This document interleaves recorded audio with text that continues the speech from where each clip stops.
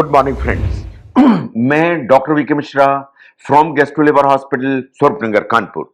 आज मैं बात करूंगा कि अगर कमर में दर्द है, बैक पेन है, तो उससे रिलीफ पाने के लिए आप क्या कर सकते हैं, आपको क्या क्या करना चाहिए। नंबर वन, आपको सोना कैसे चाहिए या लेटना कैसे चाहिए। नो, ये बात बिल्कुल सही है कि अगर कमर में दर्द है तो लाइंग डाउन एट टाइम्स काफी डिफिकल्ट हो सकता है। इन अगर आप प्रॉपर उसकी केयर नहीं करेंगे तो इस विशियस सर्किल तैयार हो जाएगा या आपकी जो प्रॉब्लम है वो एग्रेवेट भी हो सकती है। नाउ अगर आपको कमर में दर्द है तो स्टडीज ये कहती हैं कि आपको साइड पर लेटना चाहिए, जैसा आपको फोटोग्राफ में दिखाई दे रहा है। दोनों जो घुटने हैं उनके बीच में या पांव के बीच में आपको एक पिलो या तकिया लगाना चाहिए। और अगर आप इस तरह लेटते हैं तो साइंस ऐसा मानती है कि आपका जो स्पाइन है वो बिल्कुल न्यूट्रल पोजीशन में होता है, तो आपको दर्द में सबसे ज्यादा राहत मिलती है। तो आपकी स्लीप की जो पोजीशन है उसको ध्यान से देखिए, इन आपको इस स्लीप की पोजीशन को अडॉप्ट करना चाहिए। नंबर 2 पर आते हैं आइस इन द हीट। अगर आपको कमर में दर्द है तो वास्तव में आपको दिन में कम से कम 3 से 4 बार आइस या बर्फ से इस एरिया की सिकाई करने की जरूरत है। अगर आप बर्फ या आइस से सिकाई करते हैं तो इससे इन्फ्लेमेशन एंड पेन दोनों में आपको आराम मिलता है। एक बार आप बर्फ से अगर सिकाई करते हैं तो ऑन एन एवरेज आपको 20 मिनट करना चाहिए। इन कुछ दिनों के बाद इसको स्विच करके आपको गर्म चीज से सिकाई करने की आदत डालना चाहिए। नाउ साइंस ऐसा भी मानती है कि अगर आप वार्म बाथ लेते हैं तो जो मसल्स हैं उनको रिलैक्सेशन होता है, तो उससे भी आपको जो दर्द है उसमें राहत मिलती है। नाउ अगर आपको कमर में दर्द है तो पहले हमेशा ये एडवाइस दी जाती थी कि आप बेड रेस्ट करिए, लेकिन साइंस ऐसा मानती है कि शायद ये सच्चाई नहीं है। अगर आप लंबे समय तक सिर्फ जब बेड रेस्ट करते हैं तो आपकी बैक की जो प्रॉब्लम है उसको एनहांस करने की ताकत रखती है, ये बहुत सारे कॉम्प्लिकेशंस कर सकती है। इसलिए आपको कंटिन्यूअस बेड रेस्ट नहीं करना चाहिए, आपको कुछ तो आराम करना चाहिए, लेकिन जैसे ही पॉसिबल है आपको स्लोली मूविंग स्टार्ट करने की जरूरत है। इसलिए लंबे समय तक बेड रेस्ट मत करिए। That's number 3। नाउ चौथे पर आता है पोस्चर। आप जो रूटीन में जो भी काम करते हैं उसमें जो बॉडी का पोस्चर मेंटेन करते हैं वो सबसे इंपॉर्टेंट है। अगर आपका पोस्चर पुअर है तो आपको बार बार इस तरह की प्रॉब्लम होगी। अगर आप कुछ काम करते हैं जिसमें आपको झुक के काम करना पड़ता है, इस तरह की प्रॉब्लम होगी। तो आपको सीधे अपराइट बैठने की आदत डालना चाहिए। आपको अपने शोल्डर्स रिलैक्स करने की जरूरत है, रिलैक्स करके रखना चाहिए। आपको देखना चाहिए कि आपकी जो बॉडी है उसको बैक में सपोर्ट रहे चेयर से, ताकि आपकी जो मसल्स हैं वो अननेसेसरी स्ट्रेच ना हो और आपके जो पांव हैं वो ग्राउंड पर एकदम ग्राउंडेड होने चाहिए। Now look at the medications. मान लीजिए कि अनफॉर्चुनेटली आपको कमर में दर्द आया, अब क्या करेंगे? आप मेडिकल स्टोर से जाकर जो ओवर द काउंटर मेडिसिन मिलती हैं उनमें कुछ पेन किलर होते हैं, आप टेम्परेरी रिलीफ के लिए उन्हें इस्तेमाल कर सकते हैं। एक पेन किलर आता है एस्टामिनोफेन नाम से, आप इसे इस्तेमाल कर सकते हैं। इससे आपकी कमर में की दर्द में आपको डेफिनेटली एडवांटेज मिलेगा। नाउ ये दोनों की दोनों इस तरह की जो मेडिसिन हैं वो थोड़े से साइड इफेक्ट लेके चल सकती हैं, इसलिए एक बार अगर आप अपने डॉक्टर से बात करें ये बेहतर होगा। लेकिन जो ओवर द काउंटर मेडिसिन है अगर ये आपको रिलीफ नहीं दे रही हैं तो आपको अपने डॉक्टर से जरूर कंसल्ट करने की जरूरत है, क्योंकि इस सिचुएशन में आपको और स्ट्रांग पेन किलर की जरूरत होगी जो 2 कैटेगरी में आते हैं। एक तो आते हैं non steroidal anti inflammatory agents, ये उस कैटेगरी के आएंगे। और फिर भी दर्द नहीं जाता है तो कभी आपको ओपियाइड्स लेने पड़ते हैं जो थोड़े से नशे को या थोड़ा सा नींद लेके चलते हैं। इसके अलावा कुछ मसल रिलैक्सेंट लेने की जरूरत पड़ेगी। नाउ ये बड़ा सरप्राइजिंग है कि कभी कभी कुछ एंटी डिप्रेसेंट मेडिसिन होती हैं जो पेन किलर के रूप में काम करती हैं। It's very surprising.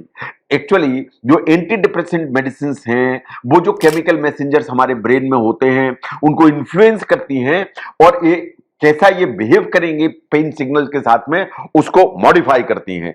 तो इसलिए देयर सर्टेन एंटी डिप्रेसेंट वो कभी कभी बैक पेन के लिए यूज की जाती हैं, जैसे डुलॉक्सिटिन जैसी जो मेडिसिन है उनको यूज किया जाता है। Now look at the hands on therapy, या जिसे आप मसाज के नाम से जानते हैं। साइंस ऐसा मानती है कि जो मसाज है वो आपको हेल्प करता है।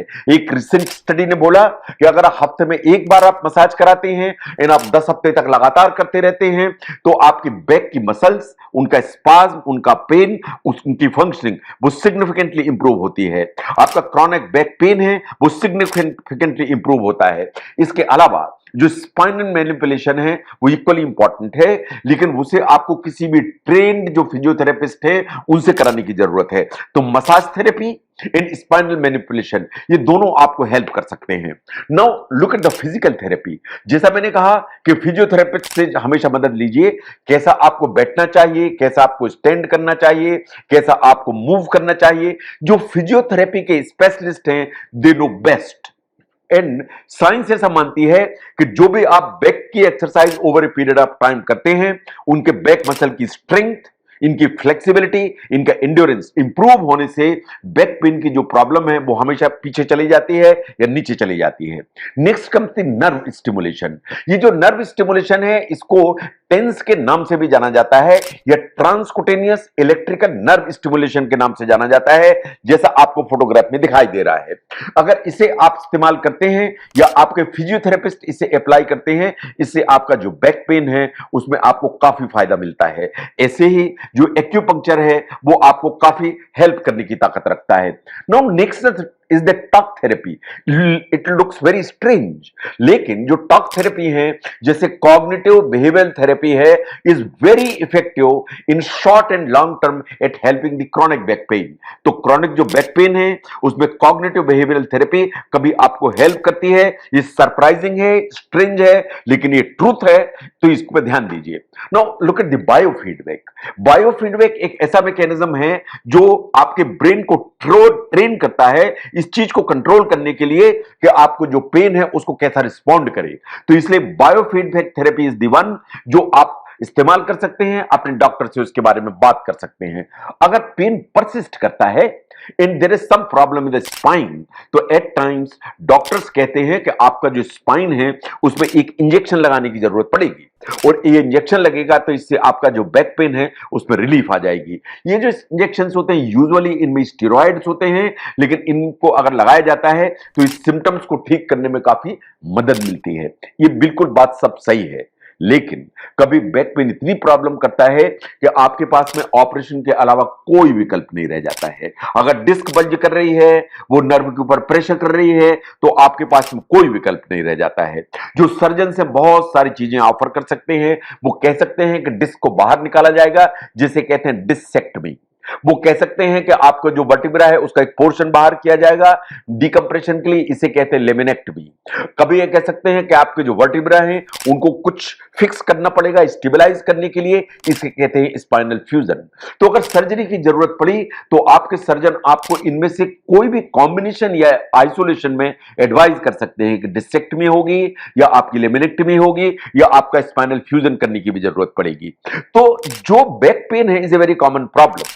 अगर बैक पेन है तो आपको कैसे लेटना चाहिए, आपको किस चीज से सिकाई करना चाहिए, आपको क्या पेन किलर लेना चाहिए, आपको मसाज करना चाहिए कि नहीं करना चाहिए, आपको फिजियोथेरेपी क्या करानी चाहिए, इन चीजों को समझने में इस वीडियो ने अगर हेल्प किया और किस तरह की सर्जरी होती है उसके बारे में भी आपको जानकारी दी, तो इस वीडियो को जरूर शेयर करें।